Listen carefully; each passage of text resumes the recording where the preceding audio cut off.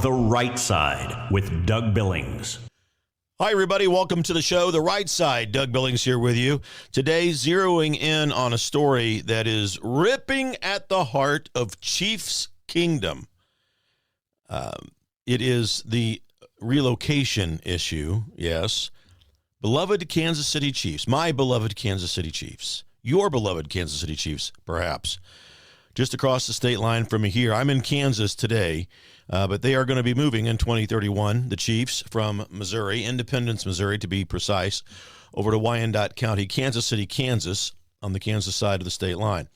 As someone who was born in the Brookside area in Kansas City, Missouri, Jackson County, and who grew up in Grandview, Missouri, Jackson County, Missouri, Arrowhead Stadium has a truckload full of memories for me, and not just for football games, for concerts and things like that as well. The roar of the crowd, the loudest crowd in all of NFL, by the way. It's in the Guinness Book of World Records. Tailgates, the best barbecue in the world. And I've bled red my whole life, and I've cheered through the lean years and the recent dynasty as well. Missouri invested generations in the Kansas City Chiefs, from the 1972 beginnings right there at the Truman Sports Complex, funded by Jackson County bonds, and then to the 1990s with the renovations they did. 2006 sales tax poured another $100 million into the stadiums for upgrades. Taxpayers in Missouri stepped up throughout the years because they believed in the legacy, and they still do. They're hurting today, many of them in the throngs of emotional response, saying they've sworn off the Chiefs now and all sorts of things, and it's understandable. They don't really mean that at the end of the day. They'll go see the Chiefs over in Kansas. Believe me, 99% of the people who are wailing about the Chiefs, and I understand, I'm not making fun of them. I'm just saying it's understandable. There's an emotional attachment. That's why, the word fan, if you're a fan of a sports team, like many people are for the Kansas City Chiefs, fan is the root word of fanatic. So they're fanatic about the Chiefs, and they will go see them, even if they're over in Kansas. Now, I was born and raised over there, like I just told you. I live in Kansas today, just across the state line. So it's bittersweet for me. I'm thrilled that the team is staying in the metropolitan area. That's huge. Thank God they didn't move completely out of the region, out of the state completely. They did move out of the state of Missouri, and that's a point to make. There are many people in the country who assumed all of these years that the Kansas City Chiefs were in Kansas because they mistakenly think that Kansas City is only in Kansas. Actually, the metropolitan area, Kansas City, Missouri, there is Kansas City, Missouri, and there's a Kansas City, Kansas. Kansas City, Missouri is much larger than Kansas City, Kansas. And Kansas City, Missouri is where the Chiefs were in Arrowhead Stadium, okay? But now they're going to go into a Wyandotte County experience with a Kansas Speedway, NASCAR Speedway in the neighborhood, minor league baseball parks in the neighborhood, entertainment and restaurant districts in that neighborhood. That's all going to be over in Wyandotte County, Kansas, Kansas City, Kansas, a domed stadium. So much more will go on in that stadium than football. Concerts, tennis matches, basketball, soccer. I mean, you name it.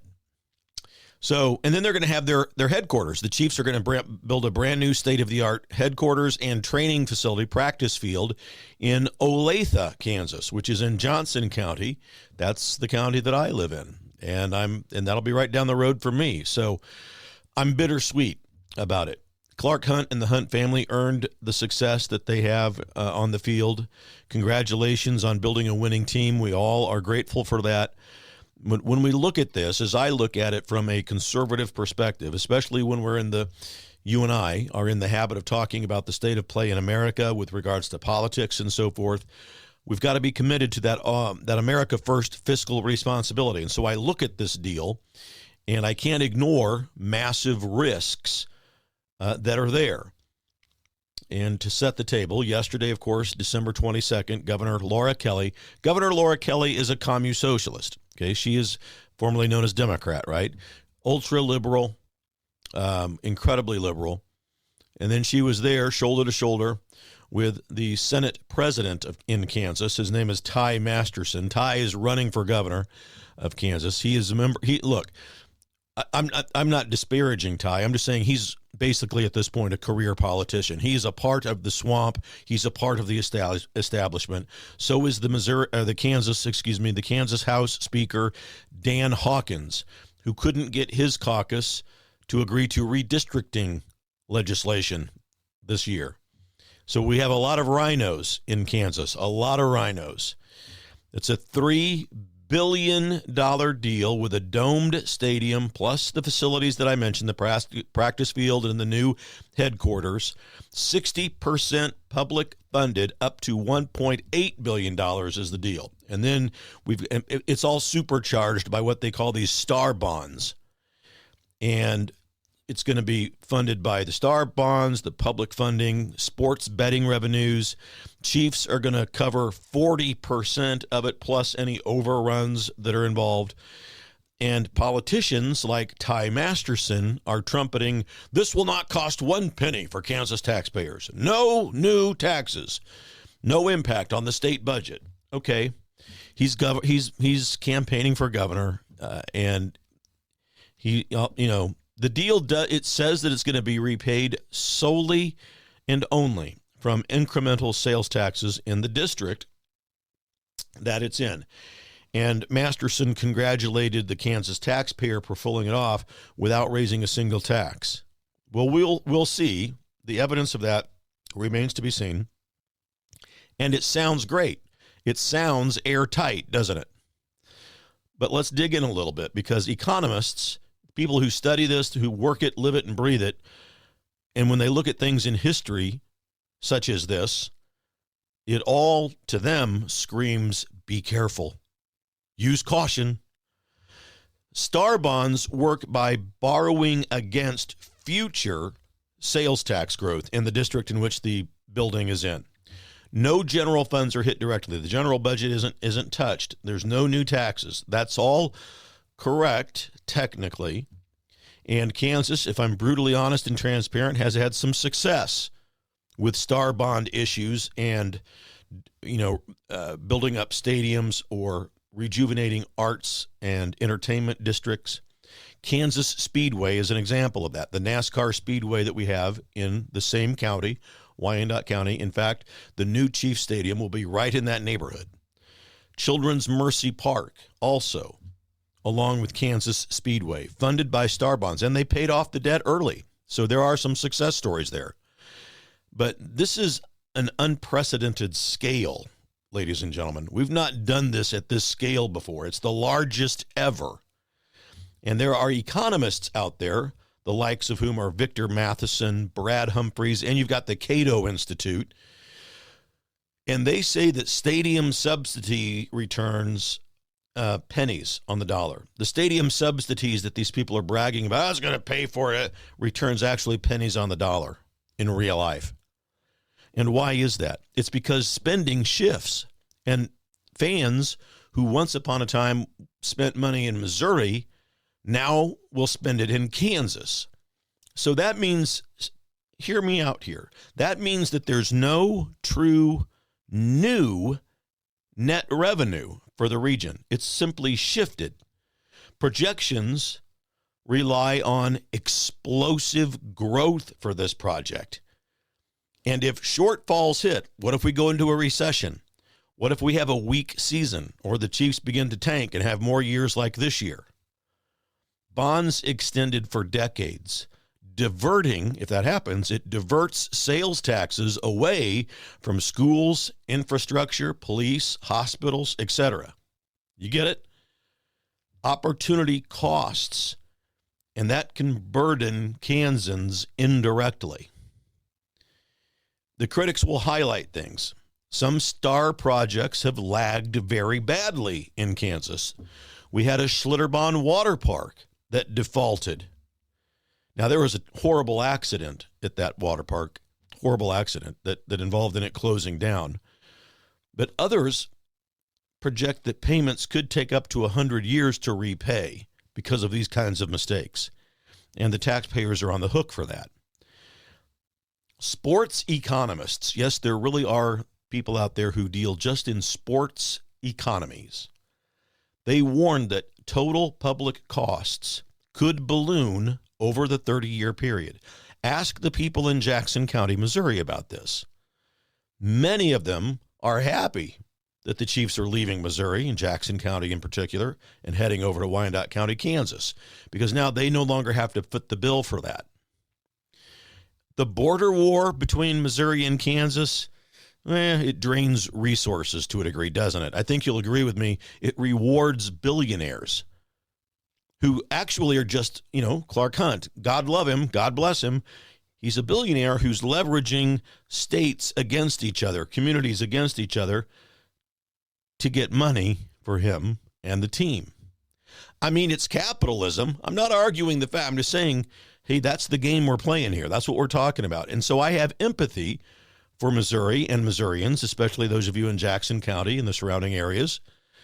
It's deeply disappointing for you because generations of your family have supported Arrowhead Stadium and the Chiefs right there in Kansas City, Missouri. And now this loss, it stings. I get it completely. I'm one of you. I was born and raised there.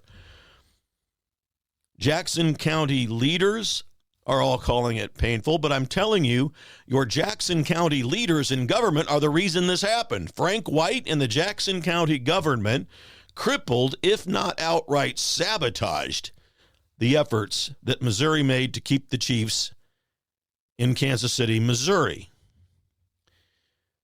But for Kansas, we are excited, but that excitement has got to be tempered by prudence, ladies and gentlemen.